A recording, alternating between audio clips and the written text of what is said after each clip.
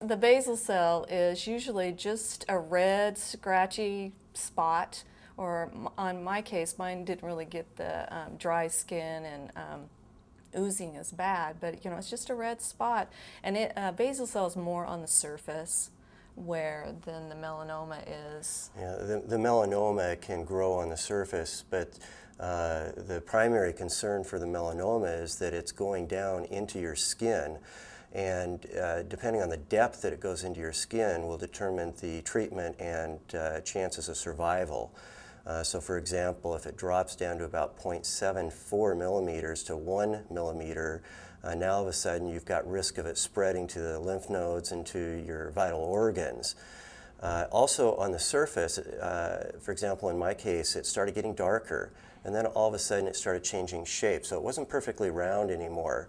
It was starting to separate into a non-circular pattern, and that became a concern to us. Yeah, one of the things our dermatologist mentioned to me was that it's not necessarily a mole, but you could have a spot that shows up on your skin that is new. So anytime something new shows up on your skin, that should be an alarm going off saying, okay, I need to look at it.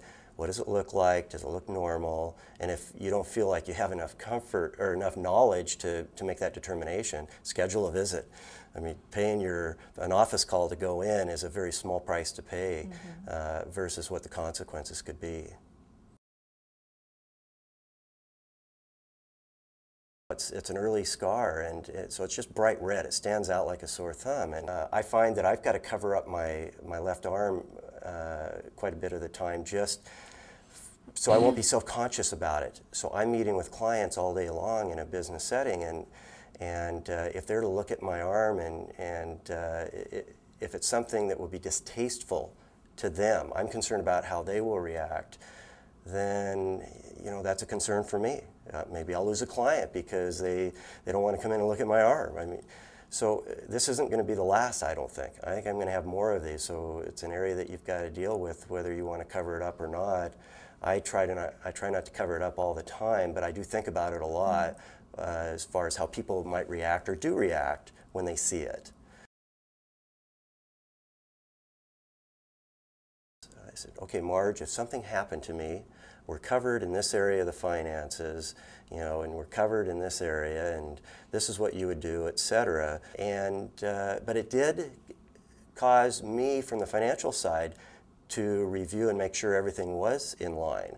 And so now we probably won't take risks before we have covered them. So for example, if we're going to leverage the finances a little bit, we'll have the insurance in place first instead of afterwards. I was very healthy, very athletic, both of us are, and we figured, hey, you know, we'll live forever, we're invincible.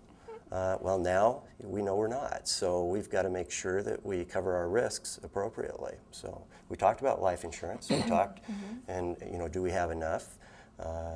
We talked about our finances and how we're covered. We've planned very well, and but it caused us to actually tighten it up even more. Yeah. I'm Marj Peterson. I'm Jeff Peterson. I'm a malignant melanoma skin cancer survivor.